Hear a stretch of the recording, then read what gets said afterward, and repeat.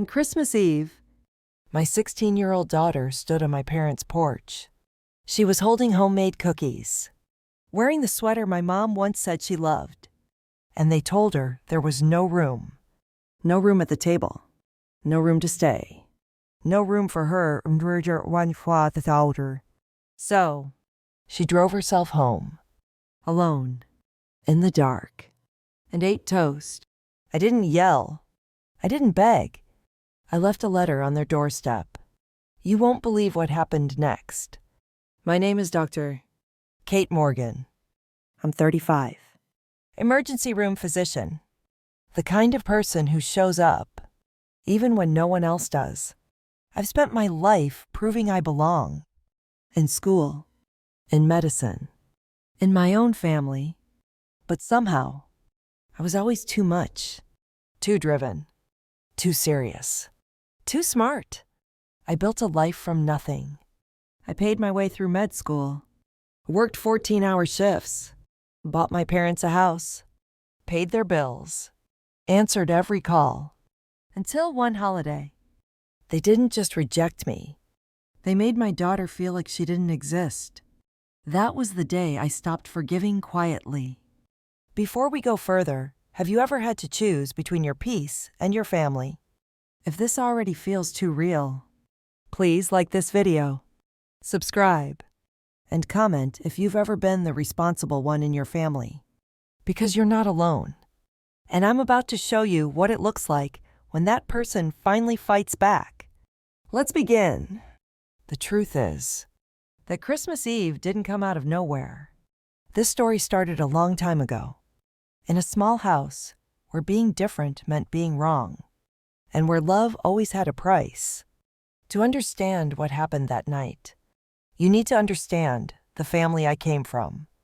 I was never supposed to stand out. Not in my house. Not with my parents. Not next to my younger sister, Janelle, the golden child.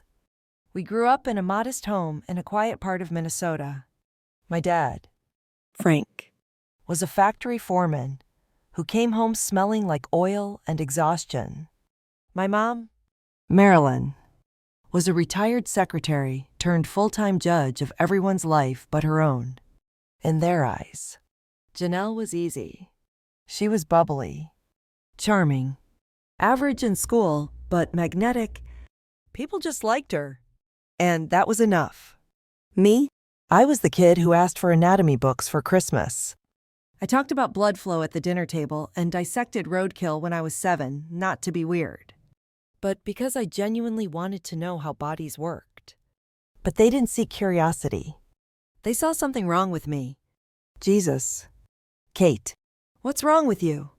My mom once snapped, slamming her palm against the counter after I'd asked to borrow her baking thermometer for science.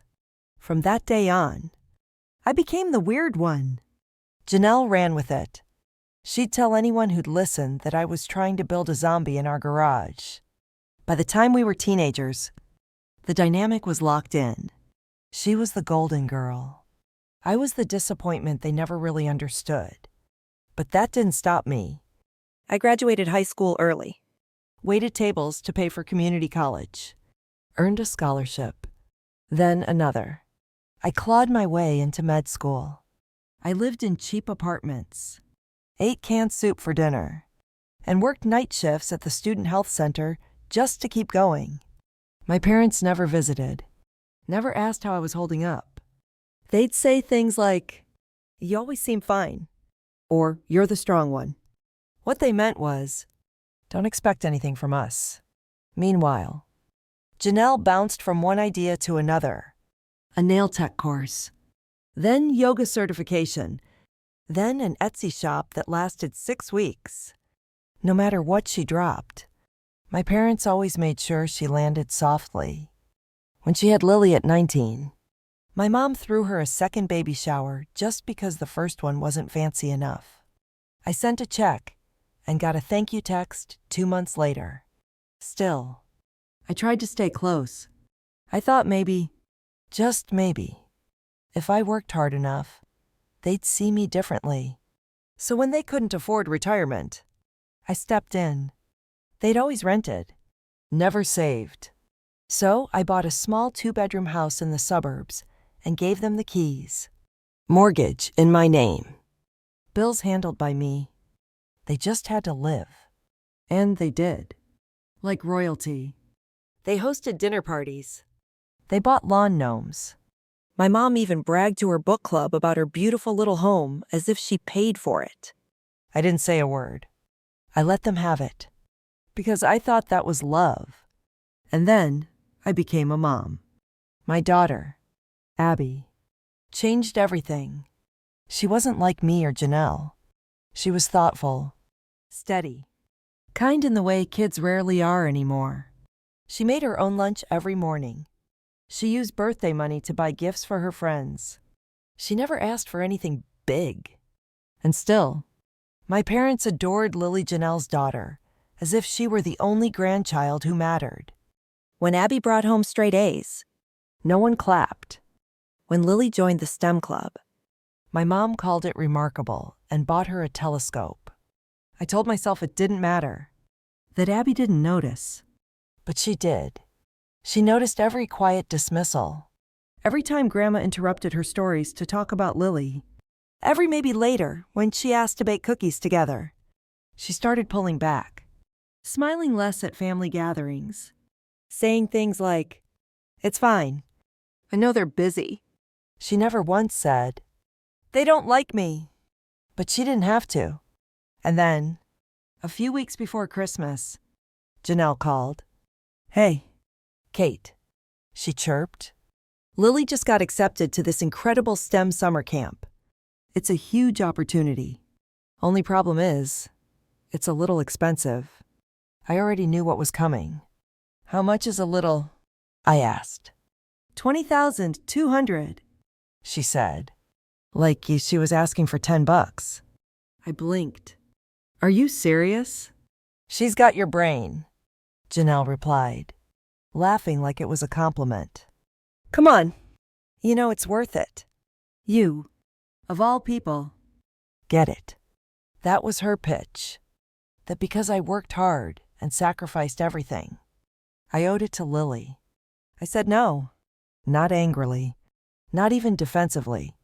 Just no. I already cover Mom and Dad's mortgage, medical bills, and everything else. I told her, "You'll have to look into aid or a payment plan." The silence on the other end was thick. Then came the snap. "Wow. Must be nice to have everything and still be so stingy." "She's your niece, Kate. You're just jealous Lily's going somewhere." That should have been the red flag. But I still didn't see what was coming. Not until Christmas Eve. Not until Abby packed her overnight bag, picked out the sweater my mom once complimented, and said with a shy smile, "Do you think they'll be excited? I'm driving myself this year?" I nodded. "Of course. Honey, just text when you get there." She left early, on time, with hope in her heart. And hours later, I came home to a quiet house and found her curled up on the couch, still dressed, bag unopened, dinner untouched. She whispered. They said there wasn't room, and something inside me cracked. That was the moment the illusion shattered. But it wasn't just that night. It was every small cut that led us here. And I was finally ready to bleed them dry. I stood in the doorway of our living room that night, still wearing my scrubs, exhausted from a double shift, staring at my daughter curled up on the couch. Her boots were still damp from snow. Her coat had been tossed carelessly over the armrest, like she hadn't had the energy to hang it up. Her overnight bag sat zipped and untouched beside her. And Abby, sweet, steady Abby, was lying on her side in that small, defensive posture kids take when they're trying not to cry. I crouched beside her. "Abby."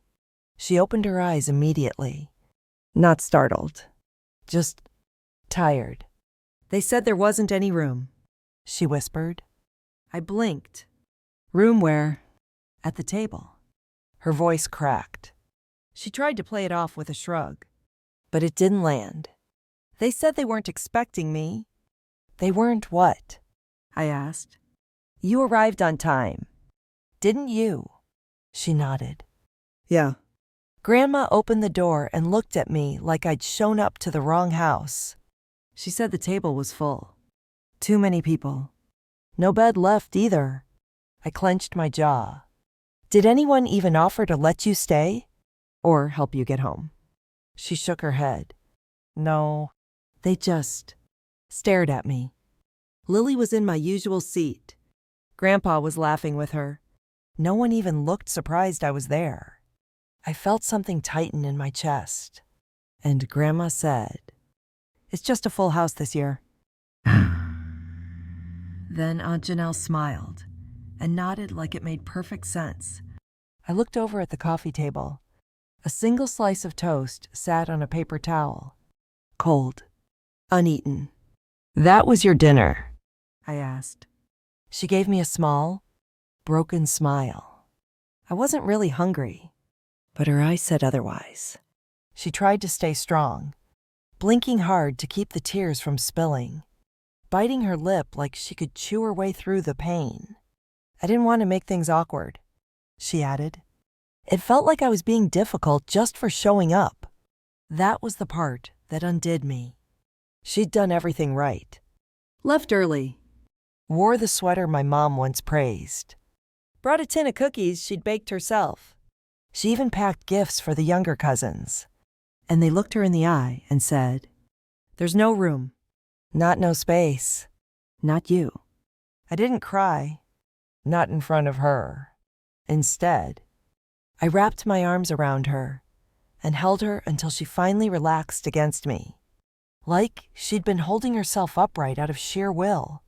Later that night, when she'd gone to bed, I sat at the kitchen table staring at her carefully packed bag.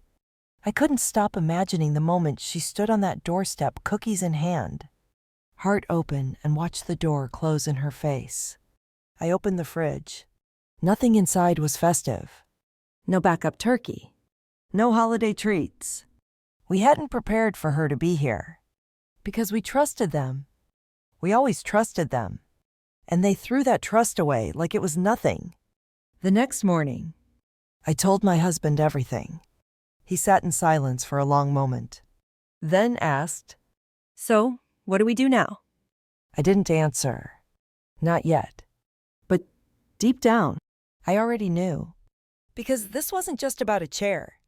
It wasn't just about Christmas. It was about a pattern. A legacy of disrespect disguised as tradition. They didn't run out of room. They ran out of decency. And they used my daughter to send a message they didn't have the courage to say aloud. "You don't belong." 3 weeks earlier, when I told Janelle I wouldn't pay for Lily's science camp, I knew she was angry. I knew she'd stir the pot. But I never expected my parents, my daughter's grandparents, to go along with it.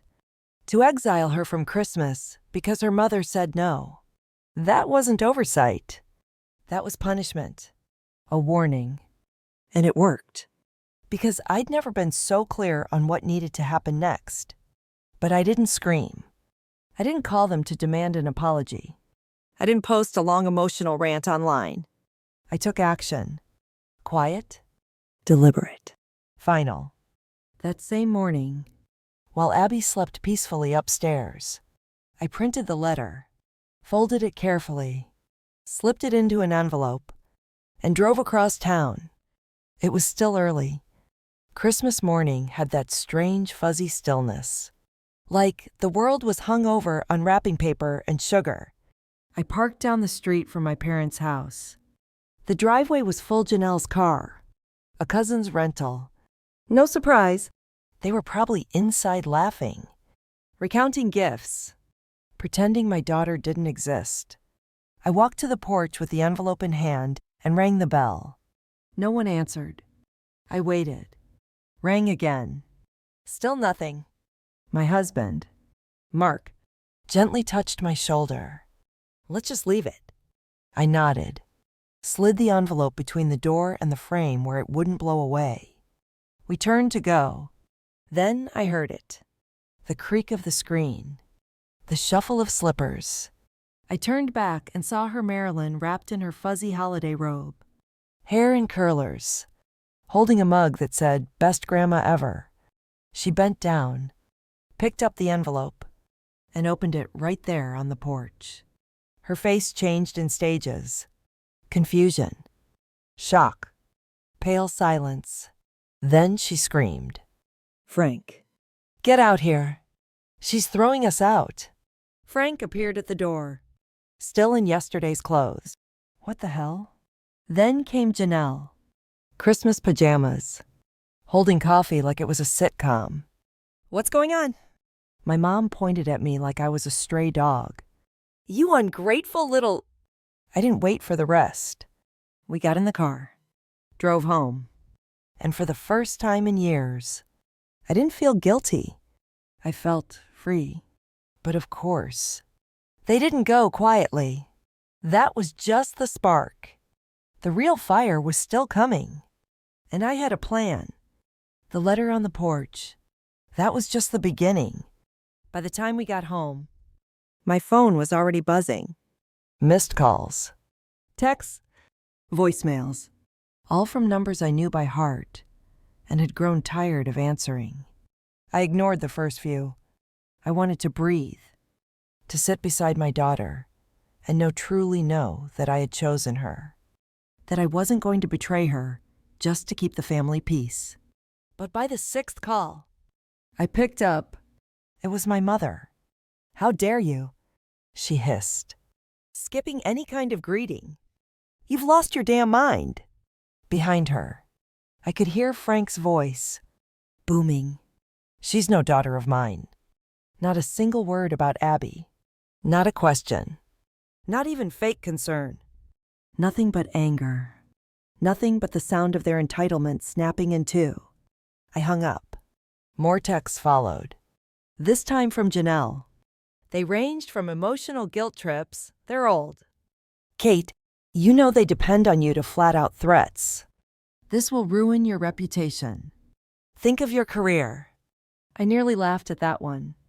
My patients don't care where my parents live. They care that I know what I'm doing when they're bleeding out in the ER. Still, the messages kept coming. Cousins, aunts, even a few extended family members who hadn't spoken to me in years chimed in with their unsolicited advice. One cousin actually wrote, "Not my place, but this seems extreme. You only get one mom." Yeah. Well, my daughter only gets one, two. And I wasn't about to teach her that silence is safer than self-respect. The next morning, I woke up to a knock on the door. I didn't need to check the peephole. I knew who it was. There she stood, my mother, in that same fuzzy robe, holding the eviction letter I had written and signed, now crumpled and damp in her hands. I opened the door, but didn't invite her in. "You're really doing this?" she asked, voice sharp, almost shrill. "After everything we've done for you." I let that hang in the air. "You mean the house I bought for you? The bills I've paid? The dental plans I arranged when your Medicare didn't cover your meds?" For half a second, she flinched. Then she straightened up and narrowed her eyes. "We raised you. We gave you everything." I stepped forward, my voice steady. "You didn't even let my daughter eat dinner." That stopped her, but not for long. "Don't be dramatic," she snapped. There weren't enough chairs. "There were 28 people there," I said. "Even the neighbors got a seat." "But not Abby." She crossed her arms. "We weren't expecting her." I didn't raise my voice. I didn't scream. I just said the truth. Plain and clear. "You didn't want her there. You punished me by hurting her." "Oh, for God's sake," she shouted. "You're acting like we're monsters." She held up the letter like it was some wild, irrational tantrum. "You think this is mature? You think this is how adults handle family problems? You want us out, fine. But don't expect us to forgive you unless you come to your senses and pay for Lily's science camp." Then she smiled, like she'd just negotiated a business deal, like her word was law. That's when I realized something important. They still didn't take me seriously. Not when I graduated early. Not when I became a doctor. Not when I bought them a home and paid their bills for 7 years. I was still the awkward kid who asked too many questions. Still the weird one who didn't fit. Still the daughter who owed them everything simply for being born. And they assumed I'd cave. Again. But they were wrong. 2 days later, I sat down with a lawyer. Calm. Focused. I laid it all out, every payment. Every mortgage statement. Every copy of utility bills and medical forms. He didn't blink. Just looked up and asked, "You want to proceed with formal eviction?" I nodded. The 60-day notice was signed, sealed, and delivered that same week. This time, they couldn't tear it up and pretend it didn't exist.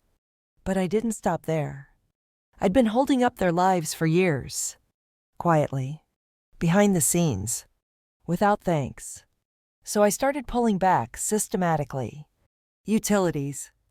Disconnected. Cable. Gone. Medical reimbursements. Stopped. Groceries.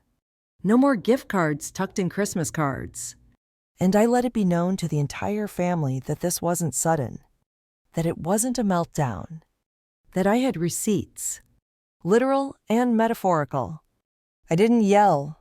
I documented. And still, they fought back. Just not with reason. They leaned into theatrics. 2 weeks later, Janelle showed up at my door. Her hair was a mess. Her eyes bloodshot. "I can't do this," she said before I even spoke. "They're impossible. They argue constantly. Mom says the guest room is too small. Dad refuses to share a bathroom. I'm losing my mind." I leaned on the doorframe and raised an eyebrow. "They need a place to live," she added, her voice strained. "You could at least help with a deposit for a rental." "No, Janelle," I said. "You stood there on Christmas Eve and watched them turn Abby away. You said nothing. That was your choice." Then I nodded once. "This is mine." She left without a word. A week later, she kicked them out. They ended up in a rundown rental 2 rooms, 1 shaky space heater, and a crooked porch step that made the whole place look like it was shrugging. No more dinner parties. No cruise they'd been planning. Just the basics, barely. They started calling relatives, spinning their version of events, saying I'd abandoned them, that I was unstable, that I'd always been difficult.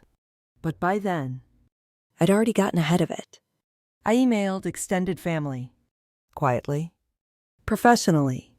Attached were scans of bills I'd paid. Photos of letters. Copies of the eviction notice with certified delivery stamps. One cousin replied with just 1 word. "Wow." Another sent a thumbs up emoji. No one rushed in to rescue them. And for once, I wasn't the one left explaining myself. This wasn't revenge out of rage. It was boundaries born of survival. And what came next? That was when the consequences really hit home. The eviction letter had been delivered. Utilities cut off.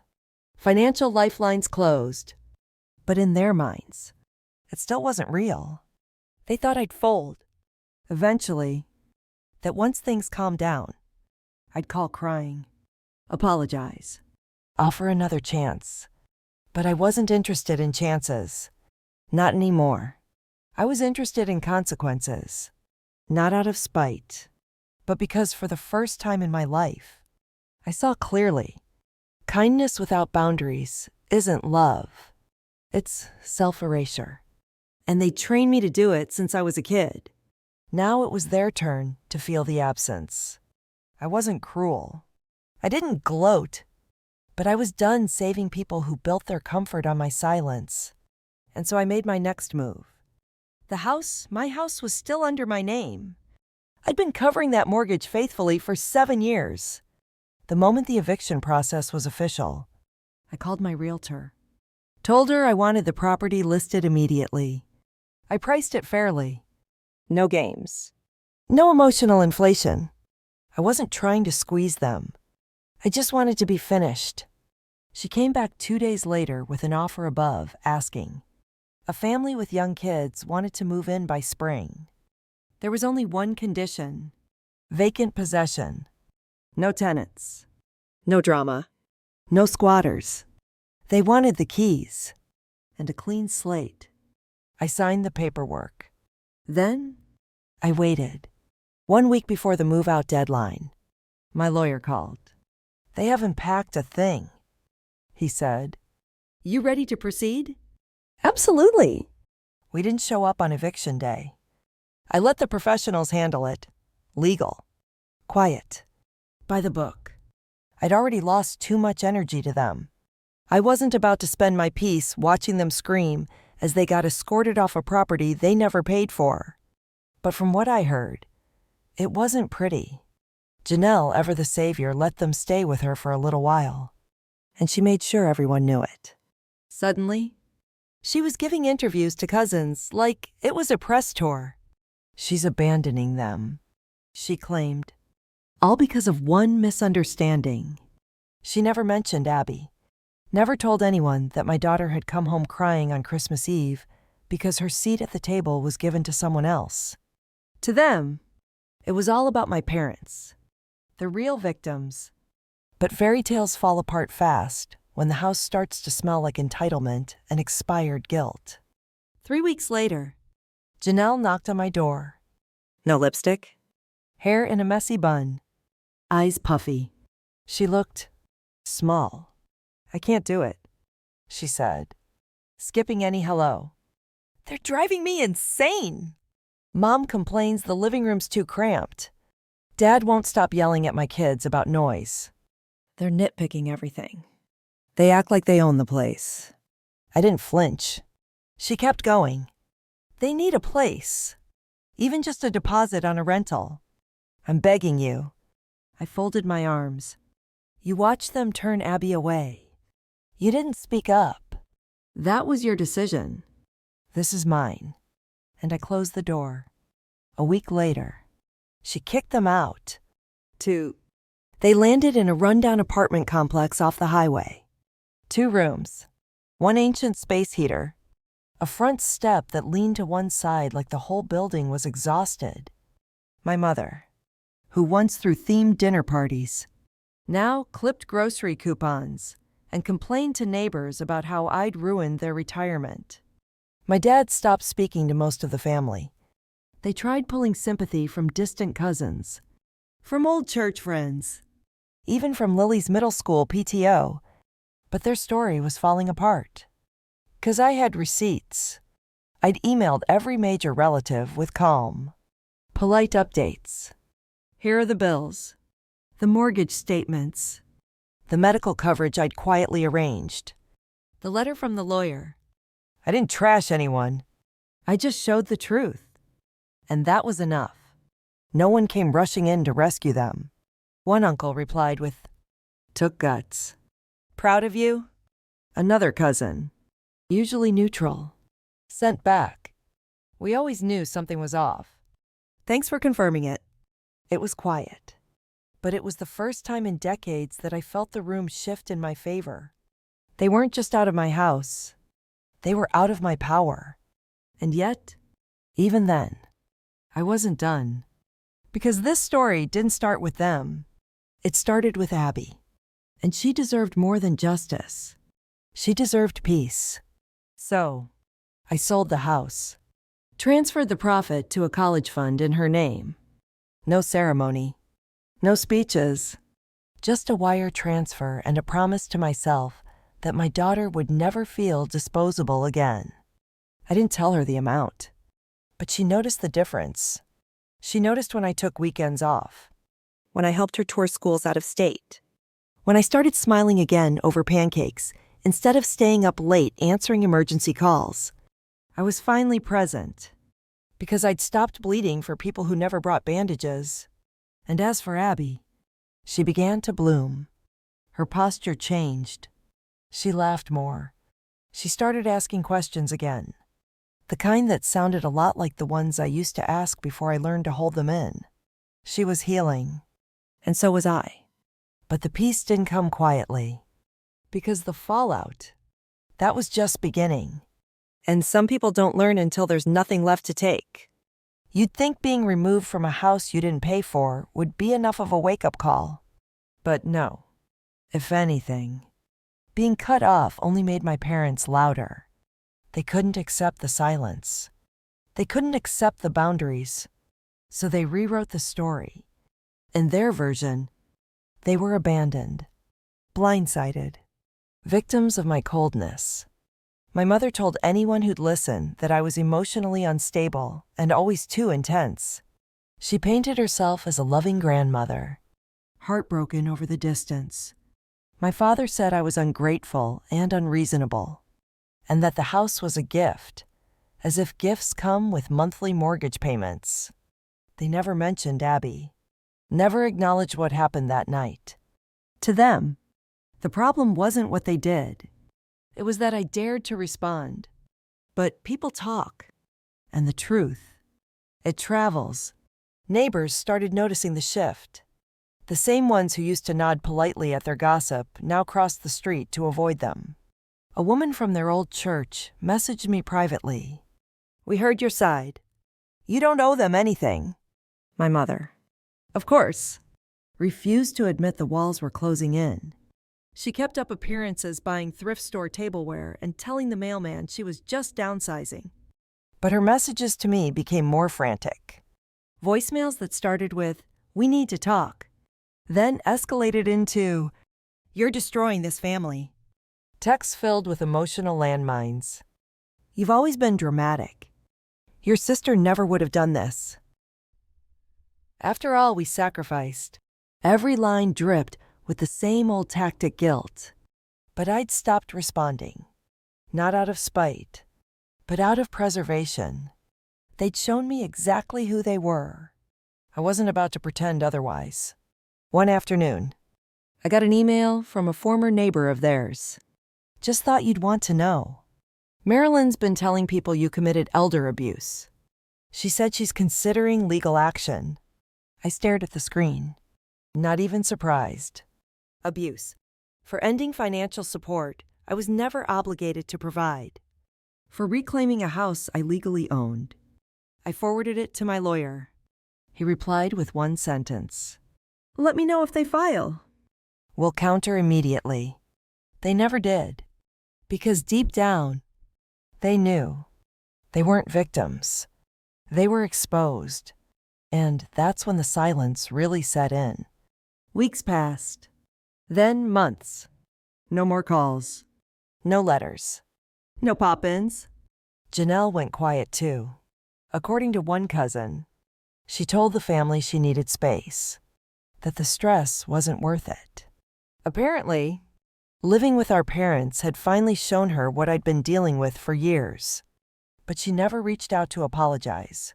She never asked about Abby. And honestly, I didn't need her to. Some bridges don't burn. They rot. And I'd rather walk away than keep patching dead wood. That spring, Abby and I sat on the back porch, drinking lemonade. The sun was warm. The air was still. She glanced over and said, "You know, I don't miss them." I smiled. Me neither. We didn't need to say more. Because peace doesn't always arrive with fireworks. Sometimes, it comes in quiet mornings and empty inboxes, and no longer checking your phone, hoping for a decent reply, and knowing that your child feels safe, wanted, and whole. Oh, I still got the occasional message, usually from unknown numbers. Once, a short text, "Hope you're proud of what you've done." I deleted it without reading twice. Another came 2 weeks later.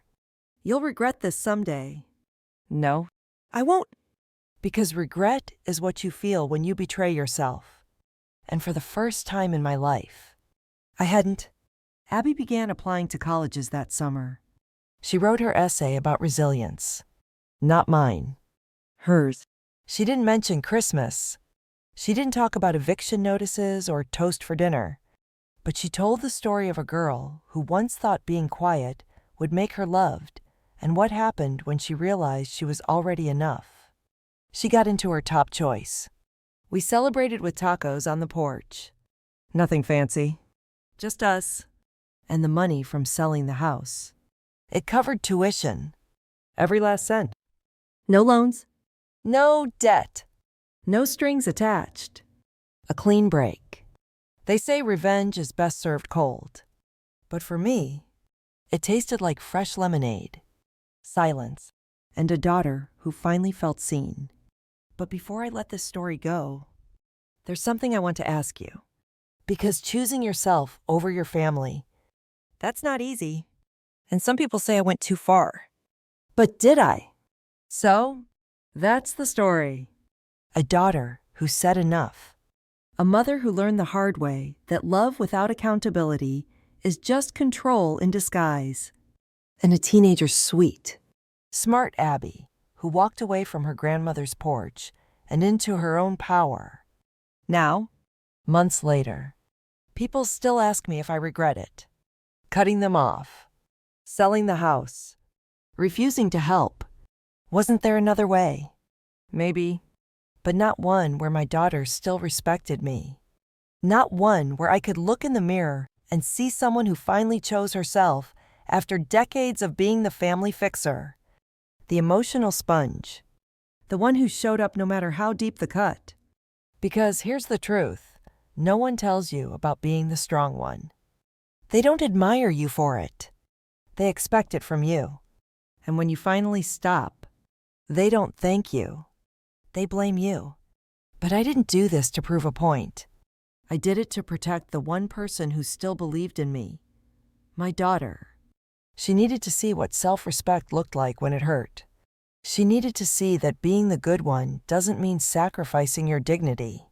And I needed her to know that love, real love, is not something you earn by being convenient. It's something you deserve by existing. I think about that Christmas Eve sometimes. I still remember Abby's voice when she whispered. They said there wasn't room. And you know what? I'm glad they said it.